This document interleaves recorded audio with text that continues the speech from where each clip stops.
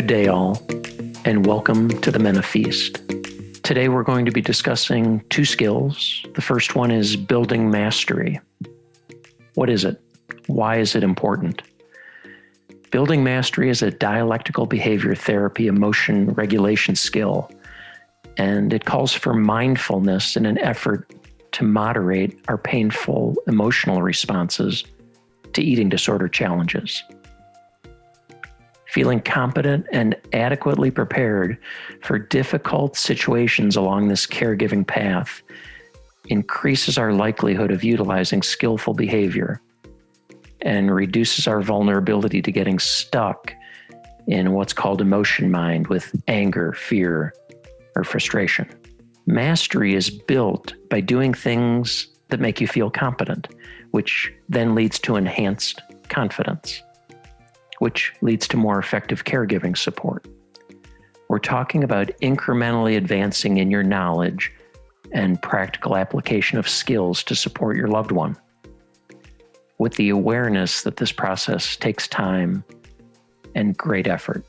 Attempting something that's extraordinarily challenging without skills or practice can lead to diminished feelings of competence, while attempting something difficult but possible while learning skills and paying attention to the nuances of the learning curve can yield increased competence. It can also build resilience for when things are not going well. Once we've experienced the chaos of family life due to an eating disorder, the road to recovery can be littered with self-doubt. What we need to do is create positive momentum by learning, planning, implementing, revising, learning, planning, implementing, revising, learning, planning, implementing, revising. That's the path of building mastery. And this is both utilitarian in the short term and advantageous to the long game. The idea of accessing skills in a get it and then forget it or use it and then lose it approach will likely be ineffective for two reasons.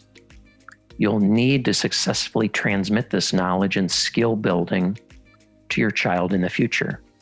And two, relapse prevention and relapse recovery from a parental standpoint depend on you being able to efficiently and effectively re-access your mastered skills or tools. Building a sense of competence and confidence with the goal of being able to say, I know I can handle whatever comes my way, can make a person more resistant to negative emotions. So this is something for both caregiving partners, if you have a partner supporting you, to remain aware of. That is, sharing the challenge of progressively enhancing skills means riding the learning curve together with patience for a shared purpose, which is recovery. Our second and closely affiliated skill to building mastery is coping ahead. Coping ahead is another DBT emotion regulation skill, and it's all about figuring out which near future or distant future situations are likely to cause challenges. And then not only planning ahead with how to cope with these expected difficulties, but also imagining being in the situation and actually coping effectively. So when would you want to cope ahead? It would be useful in situations where you discern a possible threat to your loved one's recovery.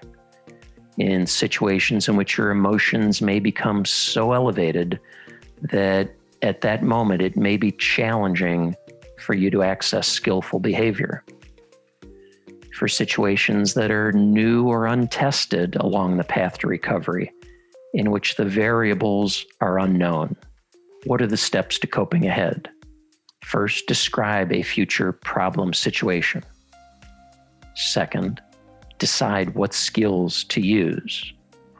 Third, imagine the situation exists right now, placing yourself in the midst of the challenge. Fourth, rehearse in great detail your thought process and the actions you'll implement based on DBT skills. Coping ahead is not simply about hypothesizing future challenges. It's quite a practical process, especially when applied developing such tools as behavioral agreements, 504 plans, college contracts, or relapse prevention plans. Coping ahead is akin to future-proofing your caregiving efforts, and it serves recovery very effectively.